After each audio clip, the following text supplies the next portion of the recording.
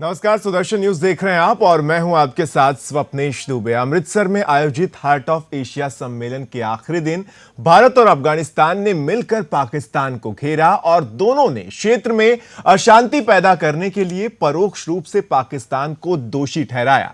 यही नहीं तो सम्मेलन में शिरकत करने वाले देशों ने भारत अफगानिस्तान के नजरिए से सहमति जताई। पीएम मोदी ने कहा कि आतंकवाद के आकाओं को पहचान कर उन्हें रोकने की जरूरत है, क्योंकि इससे शांति को बड़ा खतरा उत्पन्न हो गया। अफगानिस्तान के राष्ट्रपति अशरफ गनी ने कहा कि हमें पाकिस्तान से आर्थिक सहयोग नहीं चाहिए। अगर वो सहयोग देना चाहता है तो चरमपंथी और आतंकवादियों पर लगाम कसे। ये रिपोर्ट देखिए।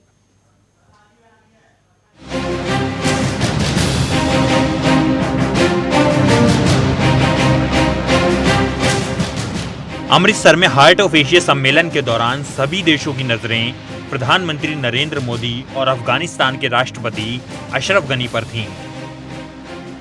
हार्ट ऑफ एशिया की शुरुआत तो व्यापार और निवेश को बढ़ावा देने के लिए हुई थी, लेकिन इस बार पूरी दुनिया के लिए खतरा बन चुके आतंकवाद का मुद्दा हार्ट ऑफ एशिया में अहम मुद्दा है। पाक प्रधानमंत्री के विदेश मामलों के सलाहकार सरताज अजीज अमृतसर पहुंचने के अपने निर्धारित समय से 15 घंटे पहले ही भारत पहुंच गए थे, लेकिन पीएम मोदी से हाथ मिलाने के अलावा उनकी कोई बातचीत नहीं हुई। यही नहीं, मोदी और गनी ने मिलकर पाकिस्तान को घेरा और सभी देशों का सहयोग भी प्राप्त हुआ। हालांकि रविवार सुबह बैठक में हिस्सा लेने से पहले सरताज अजीज ने स्वर्ण मंदिर में मत्था टेका, क्योंकि पाकिस्तान की आतंकवाद को बढ़ावा देने वाली नीति के कारण अजीज को घेरने की तैयारी पीएम कर चुके थे और अजीज को पाक के घेरे जाने का अंदेशा हो गया था। हार्ट ऑफ एशिया सम्मेलन के दूसरे दिन प्रधानमंत्री नरेंद्र मोदी ने सम्मेलन को संबोधित करते हुए बिना नाम लिए पाकिस्तान पर निशाना साधा। प्रधानमंत्री ने कहा, वो लोग कौन हैं जो अफगानिस्तान और आसपास के क्षेत्र को अस्थिर करने में लगे हुए हैं। आतंक के ऐसे आकाओं की पहचान होनी चाहिए। आतंक के खिलाफ हमें मिलकर इच्छा शक्ति दिखानी होगी। भारत अफगानिस्तान संबंध पर बोलते हुए प्रधानमंत्री मोदी ने कहा, हमारे अफगान के साथ बहुत अच्छे संबंध हैं। अफगान में शांति और स्थिरता हमारे पूरे क्षेत्र के लिए बहुत अहम है। अफगानिस्तान में शांति और विकास के लिए अंतर्राष्ट्रीय समुदाय का विशेष योगदान जरूरी है। अफगानिस्तान और वहां के लोगों की भलाई के लिए भारत हमेशा साथ है। इसमें पहले प्रधानमंत्री नरेंद्र मोदी और अफगानिस्तान के राष्ट्रपति अशरफ गनी के बीच हार्ट ऑफ एशिया मंत्री स्तरीय सम्मेलन शुरू होने से पहले द्विपक्षीय मुलाकात हुई। इस मुलाकात में दोनों देशों के बीच सिक्योरिटी स्टेबिलिटी के अलावा ट्रेड मुद्दे पर भी चर्चा हुई। भारत और अफगानिस्तान ने एक बार फिर से मिलकर पाकिस्तान की चाल को नाकाम कर दिया है। इस बार पाकिस्तान को एक नहीं बल्कि 2 झटके मिले हैं। रविवार को अमृतसर में हार्ट ऑफ एशिया सम्मेलन शुरू होने से पहले प्रधानमंत्री नरेंद्र मोदी और अफगानिस्तान के राष्ट्रपति अशरफ गनी के बीच द्विपक्षीय वार्ता हुई। इस बैठक के दौरान कई व्यापार, निवेश और अफगानिस्तान में भारत की तरफ किए जा रहे निर्माण और सुरक्षा को मजबूत करने जैसे कई अहम मुद्दों पर चर्चा की। पीएम मोदी ने अपने संबोधन में दोनों देशों के बीच कारोबार के लिए एयर कॉरिडोर बनाने की बात कही। आपको याद होगा, पाकिस्तान ने दोनों देशों के बीच व्यापार के लिए परिवहन मार्ग देने के लिए इनकार कर दिया था, लेकिन पीएम मोदी ने दोनों देशों के बीच एयर कॉरिडोर बनाने की बात कहकर पड़ोसी देश को बड़ा झटका दिया था।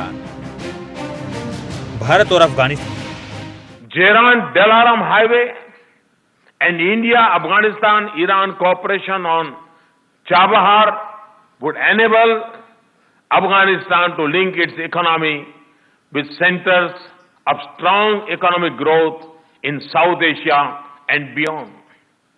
We also plan to connect Afghanistan with India through an air transport corridor.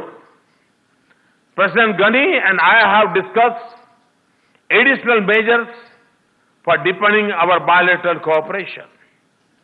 We are making progress in developing plans for utilization of the additional $1 billion earmarked by India for capacity building in Afghanistan. Sudarshan news के लिए bureau report के साथ पुनीत सैनी। तो इस बार heart of Asia में अफगानिस्तान केंद्र पर रहा। अफगानिस्तान को लेकर तमाम तरह की बातें हुई। अशरफ गनी ने प्रधानमंत्री नरेंद्र मोदी की तारीफ करते हुए इस हार्ट ऑफ एशिया सम्मेलन में क्या कुछ कहा, यह आपको सुनवाते हैं। Thanking you in the एक तरफ अशरफ गनी ने भारत के प्रधानमंत्री नरेंद्र मोदी की तारीफ की, तो पाकिस्तान को अशरफ गनी ने भी घेरा। पाकिस्तान को नसीहत देते हुए क्या कुछ कहा अशरफ गनी ने, एक बार सुन लेते हैं। The military operations in Pakistan have brought a major but selective displacement of the Pakistani extremist networks and their allies onto Afghanistan. Mr. Kakazada, one of the key figures in the Taliban movement, recently said, if they did not have sanctuary in Pakistan, they would not last a month. We need intense dialogue and engagement to verify cross-frontier activities and terrorist operations. We do not want blame game, we want verification.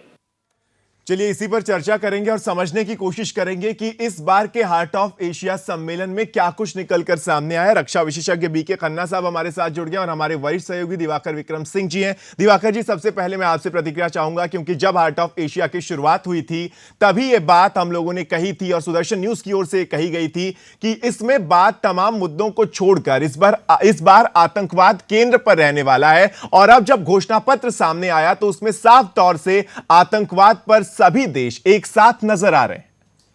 Swapnesh, जब कल हम लोग इस पर चर्चा कर रहे थे सुबह से ही और शाम को भी, और आज जिस तरह से हुआ, वास्तव में ये बड़े मुद्दे उठाए जा रहे थे कि इसमें आर्थिक पक्ष को ज़्यादा जोर दिया जा रहा था। और उस समय भी हम लोगों ने यही चर्चा की थी कि वास्तव में केंद्र में आतंकवाद होगा।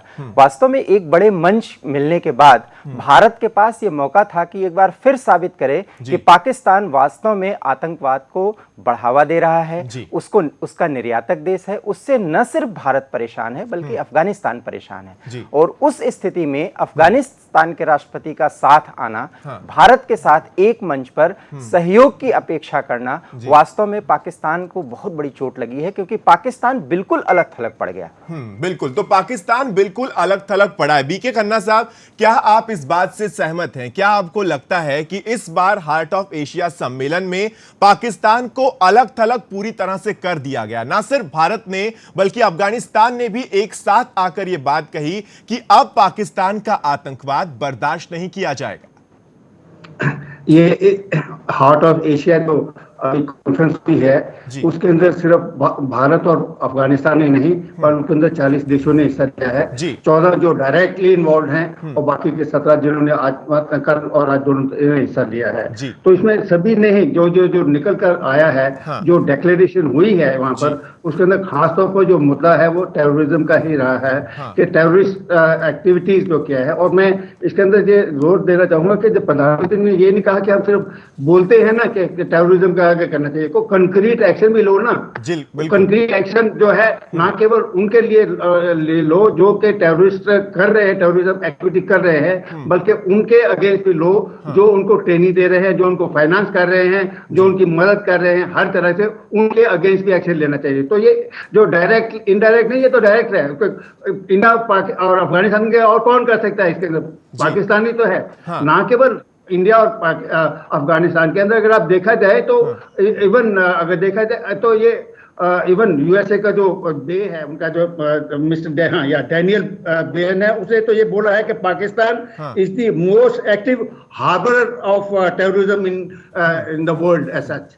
दिस इज द वन, मतलब ये उनका जो है इंटरनेशनली ये तो उनका मजूब है कि ये वाला ये है कि ये एक्टिविटी करते हैं। तो ये जिस दिन भी ये कहे कि वो इसको टेररिज्म को इंस्ट्रूमेंट ऑफ स्टेट पॉलिसी जिस जो खत्म करेंगे, उस दिन से ही पाकिस्तान को भी फायदा होगा और पाकिस्तान भी लेकिन ऐसा बीके खन्ना साहब, लेकिन ऐसा लगता नहीं है, क्योंकि पाकिस्तान की ओर से सरताज अजीज की जिस तरह की खिसियाहट चेहरे पर थी, जब अशरफ गनी ने बात रखी तो सरताज अजीज को मैं देख रहा था, उनके चेहरे पर साफ खिसियाहट थी जब उन्होंने ये कहा कि $50 करोड़ की सहायता का जो आपने वचन दिया उसके लिए हम शुक्रिया अदा करते हैं, लेकिन इसको आप अपने पास रखिए और आतंकवाद और कट्टरपंथ के खिलाफ अपने देश पर ही लगाइए। दिवाकर जी, आप कुछ कह रहे थे।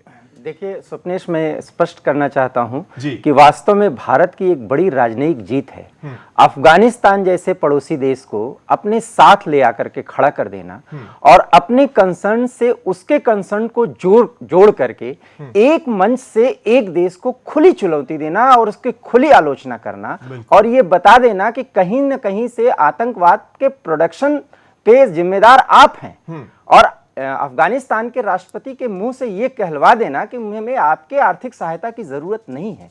वास्तव में भारत में अमृतसर में आज जो कुछ भी हुआ, कम से कम इस इस खित्ते में यह भारत की एक बहुत बड़ी राजनयिक जीत है। अब पाकिस्तान एक ऐसा देश है जो जल्दी मानता नहीं, जल्दी समझता नहीं और उसकी भी अपनी समस्याएं हैं, वो भी बहुत ही परेशान देश है। मैं एक परेशान शब्द यूज कर रहा हूं क्योंकि उसके पास आतंकवादियों का साथ देने के अलावा और कोई रास्ता बचा नहीं। हाँ, और कोई चारा नजर नहीं आता और पावर के इतने सेंटर से अलग अलग जगह पर कि उसके पास भी तमाम तरह की दिक्कतें हैं। बीके खन्ना साहब, इस पर मैं आपका रिएक्शन लूंगा। एक छोटे से ब्रेक के लिए यहां पर हमें रुकना पड़ रहा है, लेकिन हार्ट ऑफ एशिया सम्मेलन में क्या कुछ खास रहा, इस पर चर्चा लगातार जारी है।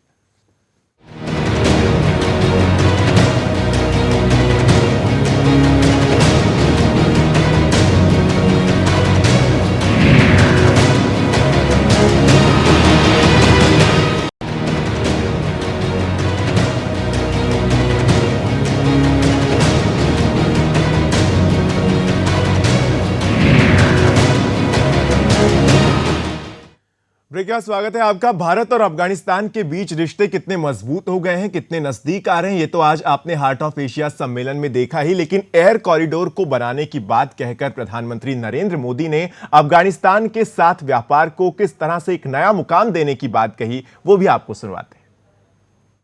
जेरान Delaram highway and India Afghanistan Iran cooperation on Chabahar would enable Afghanistan to link its economy with centers of strong economic growth in South Asia and beyond. We also plan to connect Afghanistan with India through an air transport corridor. President Ghani and I have discussed additional measures for deepening our bilateral cooperation. We are making progress in developing plans for utilization of the additional $1 billion earmarked by India for capacity building in Afghanistan.